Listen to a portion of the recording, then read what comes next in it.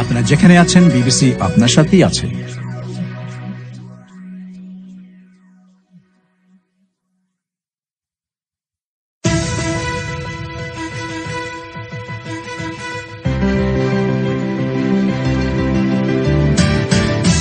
বাংলাদেশে 31শে মের পর সাধারণ ছুটি আর বাড়ছে না। তবে গণপরিবহন এবং শিক্ষা প্রতিষ্ঠান বন্ধ থাকবে 15ই জুন পর্যন্ত। বাংলাদেশে 50 শয্যার বেশি সমস্ত সরকারি বেসরকারি হাসপাতালকে কোভিড বা অন্য যে কোনো রোগের চিকিৎসা করতে হবে, সরকারি নির্দেশ জারি। করোনা পেশেন্টের সংখ্যা কিন্তু দেশে এখনো বাড়ছে। আর একটা সমস্যা দেখা দিয়েছিল যে বিভিন্ন হাসপাতালে অন্যান্য রোগী যারা আছে তাদেরকে নিতে অনাগ্রহ দেখাচ্ছিল যে কোভিড আছে কিনা টেস্ট করে নিয়ে আসো। রোগীরা কিন্তু কিছু কষ্ট পাচ্ছিল, আমরা অভিযোগ পাচ্ছিলাম।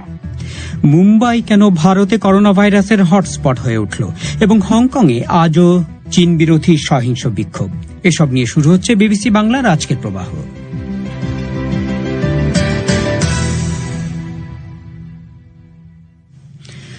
প্রবাহে আপনাদের স্বাগত জানাচ্ছি, আমি শাকিল আনোয়ার। বাংলাদেশে 31শে মের পর সাধারণ ছুটি আর বাড়ছে না। 1 জুন থেকে অফিস আদালত খুলে যাচ্ছে বলে বিবিসিকে জানিয়েছেন সরকারের জনপ্রশাসন মন্ত্রণালয়ের প্রতিমন্ত্রী ফরহাদ হোসেন। তবে গণপরিবহন এবং শিক্ষা প্রতিষ্ঠান বন্ধ থাকবে 15ই জুন পর্যন্ত। করোনা ভাইরাস সংক্রমণ রোধে 26শে মার্চ প্রথম সরকার 1 সপ্তাহের জন্য ছুটি ঘোষণা করে। তবে পরে সেই ছুটির মেয়াদ 6 বার বাড়ানো হয়েছে। বিস্তারিত জানাতে ঢাকার স্টুডিও থেকে এখন আমার সাথে যোগ দিচ্ছেন সাইদুল ইসলাম। সাইদুল, এই সিদ্ধান্তের বিস্তারিত কতটুকু জানতে পেরেছেন? শাকিল, এই বিষয়টি আজ আমাদের জানিয়েছেন বাংলাদেশের জনপ্রশাসন মন্ত্রণালয়ের প্রতিমন্ত্রী ফরহাদ হোসেন।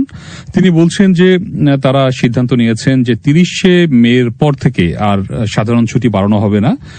তবে 15ই জুন পর্যন্ত স্বাস্থ্যবিধি মেনে চলার বেশ কয়েকটি শর্ত সবাইকে পালন করতে হবে।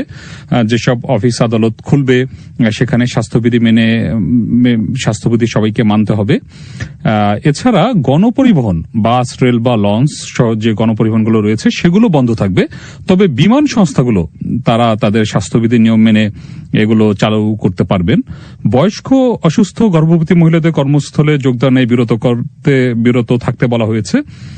আর কর্মস্থলে যাওয়ার জন্য কোনো অফিস যদি চায় তাহলে তার পরিবহন চালু করতে পারবে। মসজিদ ও অন্যান্য ধর্মীয় উপাসনালয়ে স্বাস্থ্যবিধি মেনে নামাজ ও ধর্মীয় প্রার্থনা চলবে। আরেকটি বিষয় জানানো হয়েছে যে এক জেলা থেকে আরেক জেলায় যাতায়াতের বিষয়টি কঠোরভাবে নিয়ন্ত্রণ করা হবে। বিভিন্ন জেলার প্রবেশ মুখে চেকপোস্ট থাকবে। এছাড়া রাত 8টা থেকে সকাল 6টা পর্যন্ত মানুষজন বাইরে বেরোলে শাস্তির মুখোমুখি হতে পারেন। সাইদুল, মানে যুক্তি কি দিচ্ছেন, এখন এই সিদ্ধান্ত কেন? শাকিল, প্রতিমন্ত্রী বলছেন যে অর্থনৈতিক কর্মকাণ্ড চালু করতে সীমিত পরিসরই তারা অফিস আদালত এবং ব্যবসা বাণিজ্য খোলার এই সিদ্ধান্ত নিয়েছেন।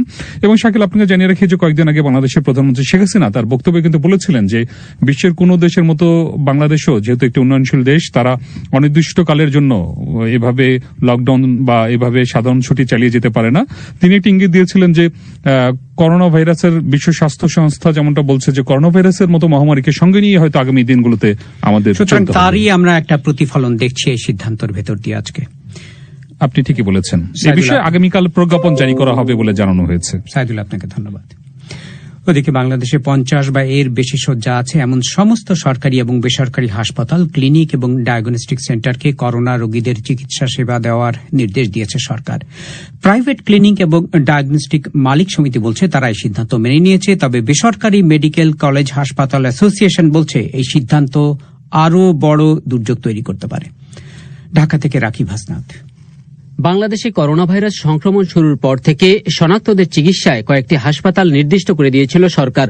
তখন বেসরকারি হাসপাতাল, ক্লিনিক বা ডায়াগনস্টিক সেন্টারগুলোতে করোনা রোগীদের চিকিৎসার বিষয়টি তাদের উপরই ছেড়ে দেওয়া হয়েছিল। এখন সংক্রমণের 2.5 মাস পরে এসে স্বাস্থ্য মন্ত্রণালয় বলছে 50 বা এর চেয়ে বেশি শয্যা আছে এমন সব প্রতিষ্ঠানকেই কোভিড-19 ও নন কোভিড রোগীদের আলাদা চিকিৎসা দিতে হবে। স্বাস্থ্য মন্ত্রণালয়ের অতিরিক্ত সচিব সিরাজুল ইসলাম বলছেন শুরুতে তাদের ধারণা ছিল করোনার সংক্রমণ খুব বেশি না বাড়লে নির্দিষ্ট হাসপাতালগুলোই চিকিৎসার জন্য যথেষ্ট হবে।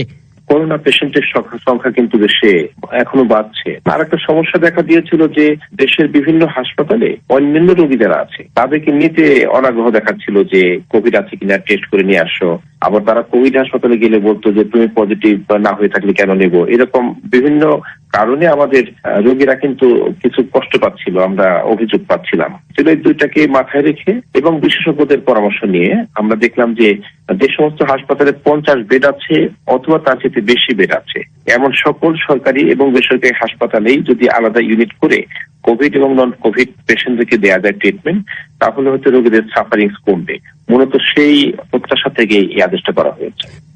দেশে 69টি বেসরকারি মেডিকেল কলেজ হাসপাতালের পাশাপাশি সারা দেশের 400-রও বেশি উপজেলা স্বাস্থ্য কমপ্লেক্সগুলো এখন 50 শয্যা হয়ে গেছে। এ ধরনের হাসপাতালের সংখ্যা প্রায় 600। আরও বড় ক্লিনিক বা হাসপাতাল যা আছে তাতে করে দেশের সব করোনা রোগীদের চিকিৎসা ভবিষ্যতে দেওয়া সম্ভব হবে বলে দাবি করছেন মিস্টার ইসলাম। যে দেশের টোটাল যে কোভিড পেশেন্ট তাদের সকলের অ্যাকোমোডেশন হবে এবং পেশেন্ট যদি আরো দুর্ভাগ্যক্রমে বেড়েও যায় তারপরে অ্যাকোমোডেশন হবে। এখন ওই হাসপাতালগুলোর এবং হাসপাতাল কর্মরত মানুষগুলোর সিনসিয়ারিটির উপর নির্ভর করবে তাদের ভালো চিকিৎসা। তবে সব হাসপাতাল, ক্লিনিক বা ডায়াগনস্টিক সেন্টারে পৃথক হলেও একযোগে কোভিড-19 ও নন কোভিড রোগীদের চিকিৎসা সেবা দিতে রাজি নয় বেসরকারি মেডিকেল কলেজ হাসপাতাল অ্যাসোসিয়েশন। অ্যাসোসিয়েশনের সভাপতি এম.এ. মুবিন খান বলছেন, সরকারের উচিত এ সিদ্ধান্ত পর্যালোচনা করা, কারণ তিনি মনে করেন এটি পরিস্থিতির আরও অবনতি ঘটাবে। আমরা বলতে চাই যে সমস্ত হসপিটালে 2টা বিল্ডিং আছে অথবা যে সমস্ত হসপিটালে একটা বিল্ডিং 2টা এন্ট্রি আছে সেখানেও কিন্তু এইটা করা যেতে পারে, কিন্তু ঢালাও ভাবে কোনো ক্রমে এটা করা ঠিক হবে না। হার্টের পেশেন্ট, কিডনির পেশেন্ট, লাংয়ের পেশেন্ট, ক্যান্সারের পেশেন্ট যেখানে রয়েছে সেখানে যদি এটা স্প্রেড হয় এটা হবে বিপজ্জনক। এই বিষয়টাকে আরো গভীরভাবে পর্যালোচনা করা দরকার। তবে সে পর্যালোচনার আগে এখন সরকারি নির্দেশ অনুযায়ী করোনা রোগীদের চিকিৎসা তারা শুরু করবেন কিনা সে প্রশ্নের সরাসরি কোনো উত্তর তিনি দেননি। বেসরকারি মেডিকেল কলেজ হাসপাতালগুলো নিয়ে অনিশ্চয়তা থাকলেও প্রাইভেট হাসপাতাল, ক্লিনিক বা ডায়াগনস্টিক সেন্টার ওনার্স অ্যাসোসিয়েশনের সভাপতি ডক্টর মাইনুল্লাহ হোসেন বলছেন, তারা সরকারের সিদ্ধান্ত মেনে নিয়েছেন।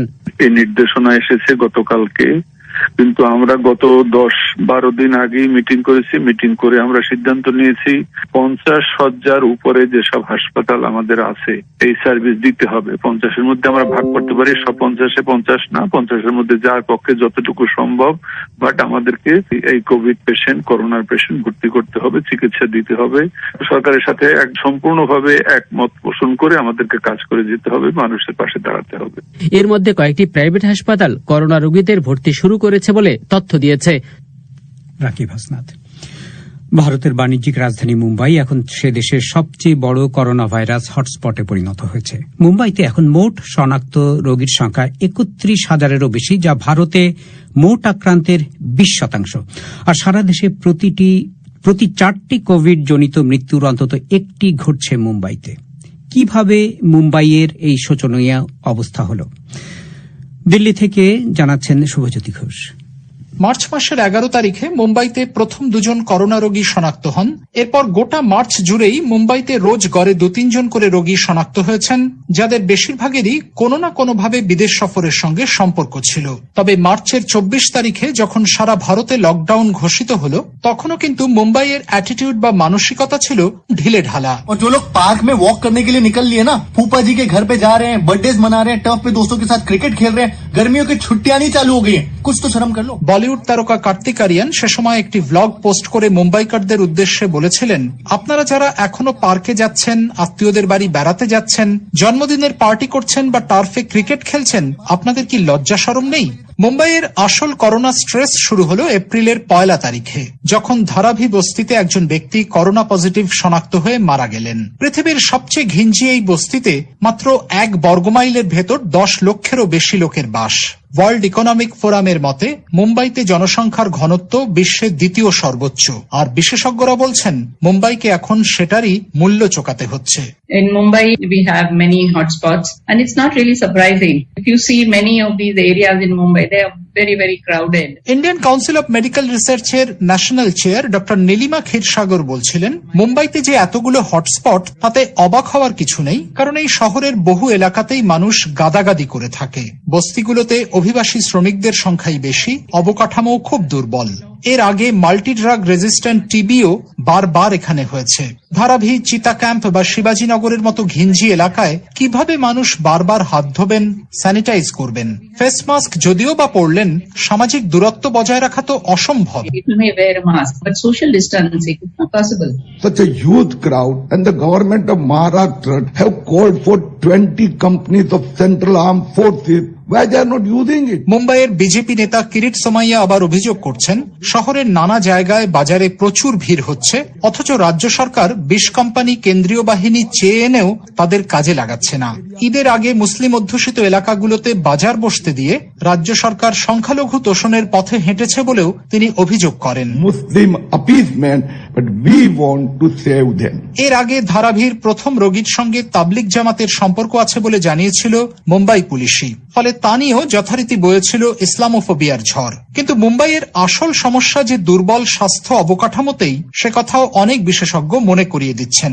শহরের সিয়ন ও কেম দুটো প্রধান হাসপাতাল থেকে ফাঁস হওয়া ভিডিওতেই দেখা গেছে, মৃতদেহের পাশের বেডেই করোনা রোগীর চিকিৎসা হচ্ছে, ওয়ার্ডে রোগী উপচে পড়ছে। দিন 15 আগে দায়িত্ব নেওয়া মুম্বাই পুরসভার কমিশনার IS চাহালও স্বীকার করছেন, শহরে রোগটাকে বাগে রাখা যাচ্ছে না। I clearly admit that because in Mumbai with the density of population it is not so easy, I would say. তিনি বলছেন, মানুষের ঘনত্ব এখানে এত বেশি যে কন্টেইনমেন্ট জোনেও ভাইরাসটাকে কন্টেইন করা প্রায় অসম্ভব। যে বস্তিতে 400 মানুষ একটা টয়লেট ব্যবহার করে, সেখানে আপনি কি করতে পারেন? বেসরকারি হাসপাতালগুলোর বেড অধিগ্রহণ করে মুম্বাই এখন অবস্থা সামাল দেওয়ার মরিয়া চেষ্টা চালাচ্ছে। শনিবারের মধ্যে 14,000 কোভিড বেডের ব্যবস্থা হবে বলেও বলা হচ্ছে। শুভজ্যোতি ঘোষ। এবারে সংক্ষিপ্ত বিশ্ব সংবাদ মানসী বড়ুয়ার কাছে। হাজার হাজার বিক্ষোভকারী হংকংয়ের রাস্তায় পুলিশের ব্যাপক উপস্থিতি উপেক্ষা করে বেইজিংয়ের প্রস্তাবিত বিতর্কিত এক আইনের বিরুদ্ধে বিক্ষোভ করছে। হংকংয়ের পুলিশ বলছে তারা প্রায় 300 জনকে গ্রেফতার করেছে। মাধ্যমিক স্কুলের ইউনিফর্ম পরা বহু তরুণকে পুলিশের বাসে তুলতে দেখা গেছে। ফ্রান্সের জাতীয় পরিসংখ্যান দফতর বলছে এবছরের এপ্রিল থেকে জুন মাস পর্যন্ত 3 মাসে দেশটির অর্থনীতি প্রায় 20% সংকুচিত হতে পারে। করোনা ভাইরাস লকডাউনের কারণে ফ্রান্সের অর্থনীতিতে এরই মধ্যে মন্দা শুরু হয়েছে। কোভিড-19 চিকিৎসায় হাইড্রক্সি ক্লোরোকুইনের ব্যবহার নিষিদ্ধ করেছে ফরাসি সরকার। ফ্রান্সের দুটি স্বাস্থ্য বিষয়ক পরামর্শ সংস্থা বলছে এই ওষুধটি স্বাস্থ্যের জন্য বড় ঝুঁকি তৈরি করতে পারে। এর আগে কেবল গুরুতর অসুস্থ রোগীদের বেলায় এটি ব্যবহারের অনুমতি দেওয়া হয়েছিল। ত্রাণ সংস্থা অক্সফ্যাম সতর্ক করছে, পূর্ব এবং হর্ন অফ আফ্রিকা অঞ্চলের লাখ লাখ মানুষ নতুন দফা পঙ্গপালের হামলার ঝুঁকিতে পড়েছে। নতুন এই পঙ্গপালের ঝাঁক আগেরবারের চেয়ে 400 গুণ বড় হতে পারে বলে আশঙ্কা করা হচ্ছে। অক্সফ্যাম বলছে ভারী বৃষ্টির ফলে এই ফসল খেকো পতঙ্গের বংশবিস্তারের জন্য আদর্শ পরিবেশ তৈরি হয়েছে। মরক্কোর পুলিশ বলছে ইসলাম নিয়ে তাদের ভাষায় অবমাননাকর মন্তব্য করার জন্য একজন সুপরিচিত অভিনেতাকে তারা আটক করেছে। জাতীয় নিরাপত্তা দফতর বলছে রফিক বুবকার একটি ভিডিও পোস্ট করেছেন, যেটিতে তারা বলছে মিস্টার বুবকারকে অস্বাভাবিক পরিস্থিতিতে দেখা গেছে এবং তিনি নামাজের পবিত্রতাকে অপমান করেছেন। পাকিস্তানের একজন গ্রামবাসী ভারতকে তার কবুতর ফিরিয়ে দেবার অনুরোধ জানিয়েছে। কবুতরটি গুপ্তচর বৃত্তিতে ব্যবহার করা হচ্ছিল সন্দেহে সেটি ভারতের কাশ্মীরে আটক করা হয়েছে। কর্মকর্তারা বলছেন পাখিটির পায়ে একটি রিংয়ে সাংকেতিক ভাষায় কিছু লেখা আছে, যেটি তারা উদ্ধারের চেষ্টা করছে। কিন্তু মিস্টার হাবিবুল্লাহ বলেছেন তিনি ঈদ উদযাপন উপলক্ষে তার কবুতর ওড়াচ্ছিলেন। বাংলাদেশে যারা প্রাকৃতিক পদ্ধতিতে উৎপাদিত অর্থাৎ অর্গানিক খাদ্য সামগ্রী বিক্রি করেন, তারা বলছেন সম্প্রতি তাদের ক্রেতা বাড়ছে। ফল এবং সবজিতে রাসায়নিক পদার্থ বা খাদ্যে ভেজাল নিয়ে ক্রেতাদের উদ্বেগের কারণে এই ব্যবসাতে অনেকে আগ্রহী হয়ে উঠছেন। কিন্তু আদৌ তারা অর্গানিক সামগ্রী দিচ্ছেন কিনা সেটি কি কোনোভাবে নিশ্চিত হচ্ছে? এ নিয়ে শাহনাজ পারভিনের একটি প্রতিবেদন, যা গত বছর প্রথম প্রচার করা হয়েছিল।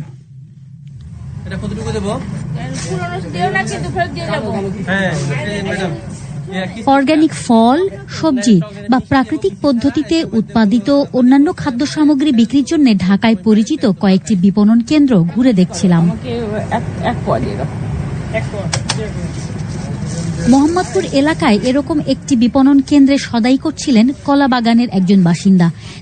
ভীষণ আতঙ্ক আমার, যেখানে যাই সেখানেই দূষিত জিনিস, যেখানে যাই সেখানে দূষিত জিনিস। আমি জানি না বাংলাদেশে এত প্রডিউস হয়, কিন্তু তারপরেও কেন এত নকল, এত ভেজাল আমার মাথায় আসে না। কেন ওষুধ দেয় জিনিসের মধ্যে, কেন ইনসেকটিসাইড দেয়, কেন প্রিজারভেটিভ দেয়? প্রয়োজন তো হয় না। অর্গানিক বলে যেসব পণ্য বিক্রি হচ্ছে তার বিপণন কেন্দ্রগুলোতে একটু অন্য আকৃতির লাউ, কলা, কুমড়ো বা মৌসুমী ফল চোখে পড়ল। একটু জীর্ণ দেখতে সবজিও রয়েছে। এসব দোকানে সরিষার তেল, ঘি বা মধুর বোতলে নেই বাণিজ্যিক পণ্যের চাকচিক্য। অর্গানিক সামগ্রীর ব্যবসা করছে ঢাকার শ্যামলী এলাকায় এমন একটি প্রতিষ্ঠানের কর্মী বাসুদেব সরকার বলছেন তারা কিভাবে এসব পণ্য সংগ্রহ করেন। আমাদের নিজেদের ডেয়ারি খামার আছে, দুধ দই হয়, আর আমাদের খামার আছে, সরিষার তেল হয় গরুর ঘানিতে ভাঙানো, নিজেদের ফার্মেতে ঘি হয় ক্রিম থেকে, আর চাল ডালগুলা বিক্রি করে এগুলা দেশ থেকে সংগ্রহ করা হয় কৃষকের কাছ থেকে, এবং চাষি থেকে ধরেন আপনার কোনো অর্গানিক, যেটা অর্গানিক পণ্য হিসেবে আমরা সেল করে থাকি। এখন প্রশ্ন হচ্ছে যে ওই কৃষক আসলেই অর্গানিক দিচ্ছে কিনা বা নিরাপদ দিচ্ছে কিনা, আপনারা সেটা কিভাবে বিচার করেন? আমরা যে আগে প্রথম পরিদর্শন করার পর জিনিসটা দেখে যাচাই বাছাই করে তারপর আমাদের শোরুমে নেওয়া হয়, তারপর আমাদের ভোক্তাদের কাছে পৌঁছে দেওয়া হয়।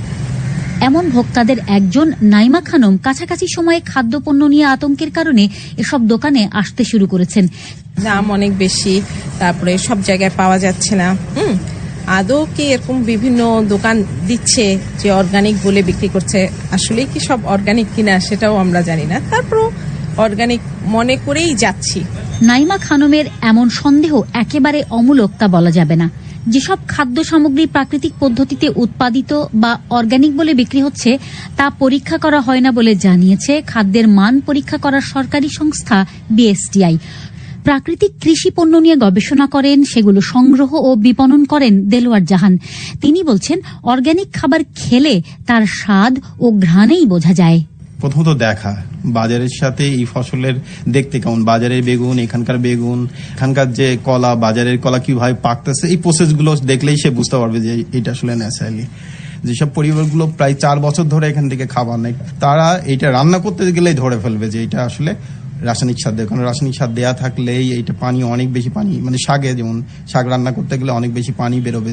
এরপরে লাস্ট টেস্টটা হচ্ছে যে খাবার টেবিলে যদি রাসায়নিক সার দেয়া না থাকে তাহলে খাবারের আদি স্বাদ সে পাবে, যে ঘ্রাণ, যে গন্ধ, যে আদি গন্ধ সেইটাই পাবে। কিন্তু যেখানে দেশটির খাদ্য সামগ্রীর মান পরীক্ষাকারী সরকারি সংস্থাই বিষয়টি পরীক্ষা করছে না, তাহলে অর্গানিক সামগ্রীর মান নিশ্চিত হচ্ছে কিভাবে? বেসরকারি সংস্থা উবিনিগ দেশীয় বীজ ও নিরাপদ খাদ্য নিয়ে বহুদিন ধরে কাজ করছে। সংস্থাটির নির্বাহী পরিচালক ফরিদা আক্তার বলছেন, আমরা এককালে সরকারি নীতি হিসেবেই কিন্তু বীজ ব্যবহার করেছি। এক সরকার না, বহু সরকারি স্বাধীনতার পর থেকে হয়েছে, এবং এক সময় এটাই বলা হয়েছিল খাদ্য উৎপাদনের জন্য এটাই জরুরি, এবং সেটা করতে গিয়ে এমন এমন বিষাক্ত পেস্টিসাইড, ইনসেকটিসাইড, এমনকি হার্বিসাইড ওইটা দিয়েও কিন্তু নষ্ট করেছে। আর তার প্রভাব পড়ছে মানুষের স্বাস্থ্যে, যা থেকে মুক্ত নয় কৃষক, বিক্রেতা, ভোক্তা বা কর্তৃপক্ষ কেউই। শাহনাজ পারভীন। এবারে একটি বিশেষ সাক্ষাৎকার।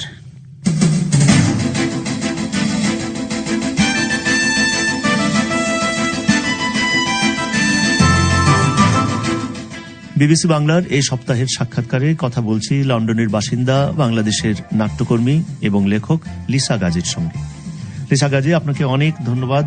এখানে আপনি একজন পেশাদার নাট্যকর্মী হিসাবে কাজ করছেন, অভিনয় করছেন, নাটক লিখছেন, কিন্তু এটা শুরু হয়েছিল বাংলাদেশে, সেখানে আপনি গ্রুপ থিয়েটার করতেন। তো এই শুরুর সময়টার কথা একটু বলুন। আমি নাগরিক নাট্য সম্প্রদায়ের সাথে কাজ করতাম বাংলাদেশে। আমার যা কিছু শিখা সেটা অবশ্যই নাগরিক নাট্য সম্প্রদায়ের কাছ থেকেই পাওয়া। রথের রশিতে ছিলাম, শঙ্খচিলে ছিলাম, এবং দেওয়ানগাজীর কিচ্ছাতেও কয়েকটি শোতে আমি অভিনয় করেছি।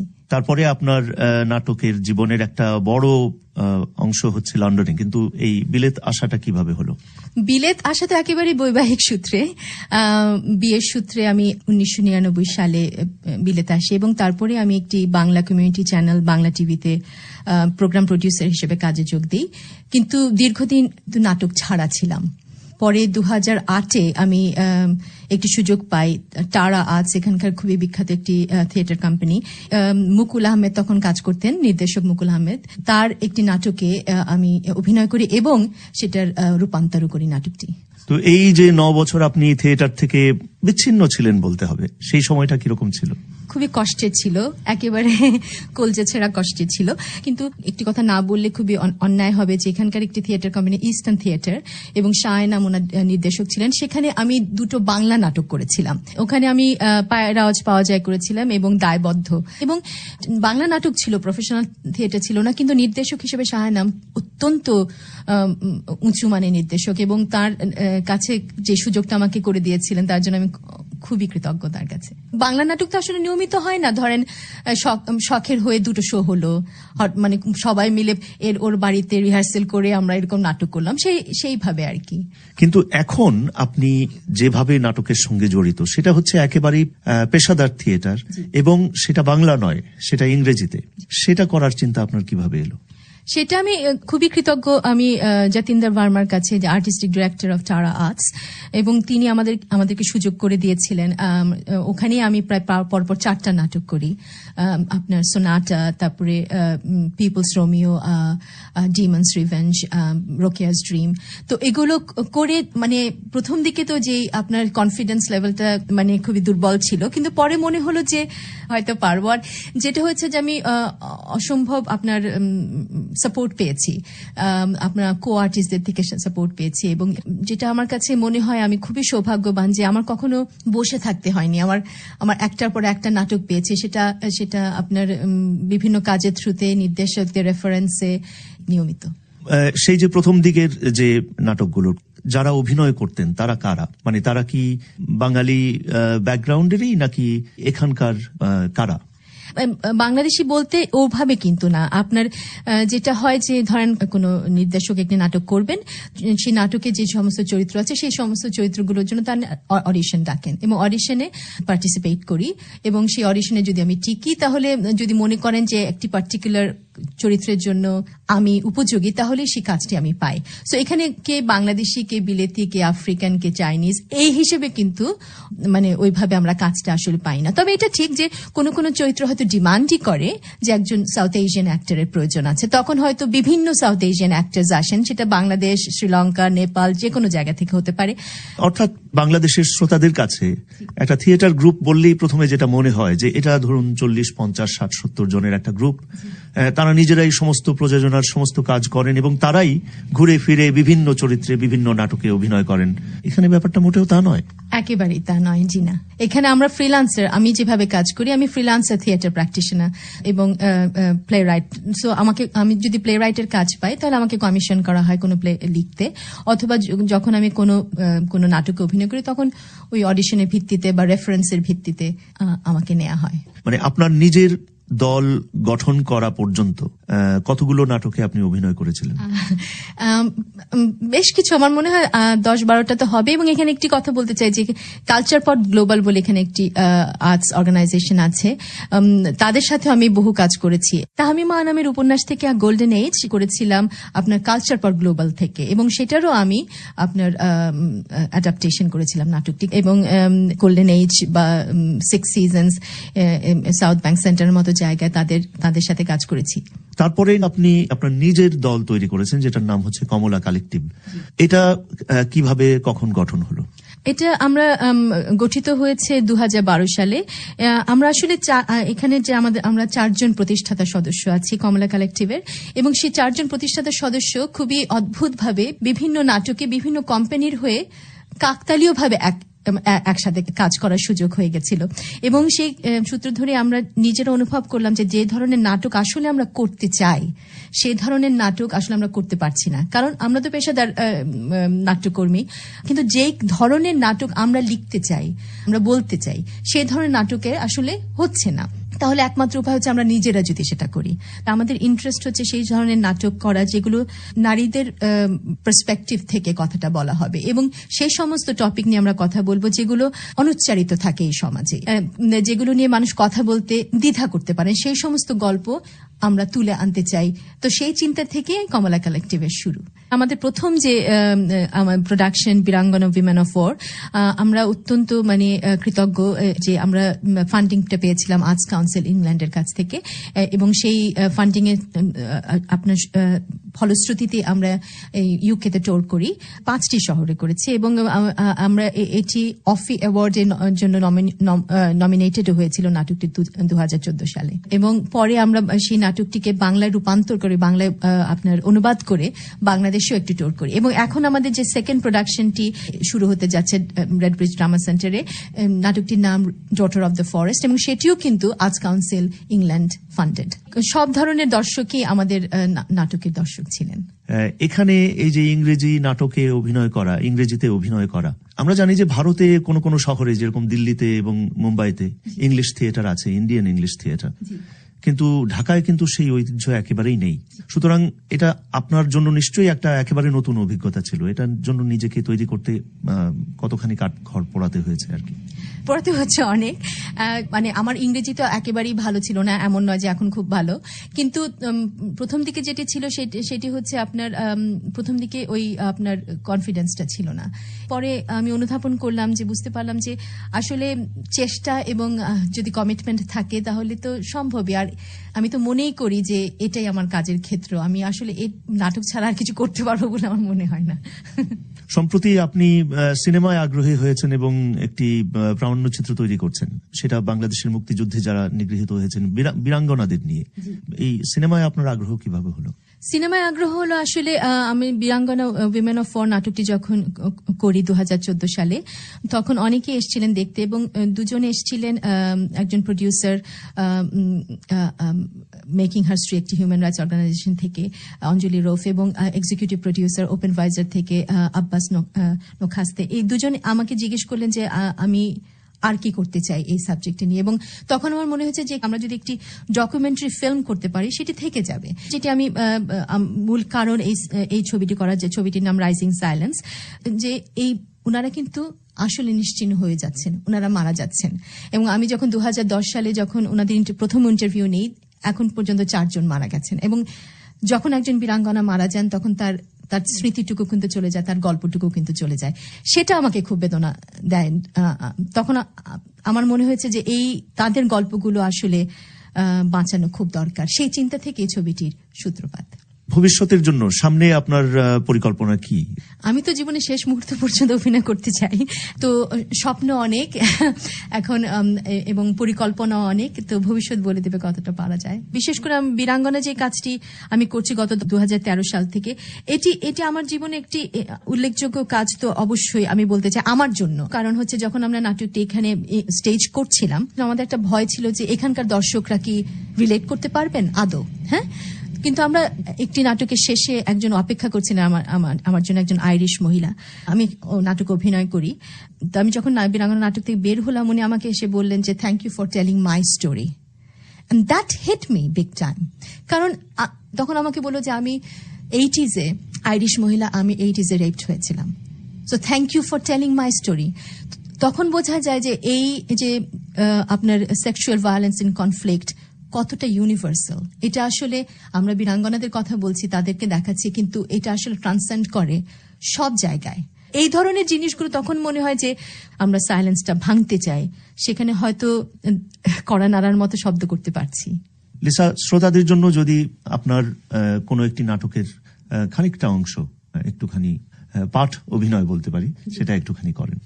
আমি বীরাঙ্গনা উইমেন অফ ওয়ার নাটকটি থেকে একটি ছোট্ট অংশ পাঠ অভিনয় করবার চেষ্টা করছি। When the war broke, she became a freedom fighter, because she was caught by the Razakars and was brought down here. They couldn't break her spirit. Are you Muslim or Bengali? They asked. Lisa গাজীর এই সাক্ষাৎকারটি পুনঃপ্রচার করা হলো।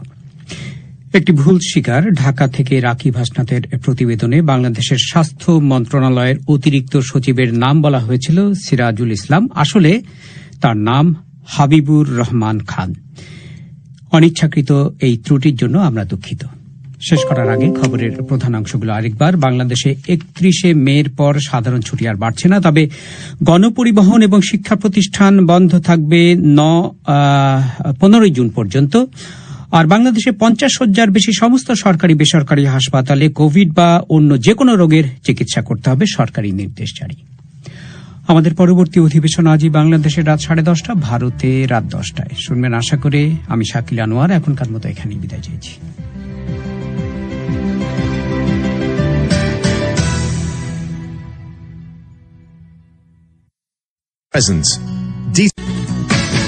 আপনারা যেখানে আছেন, BBC আপনার সাথেই আছে।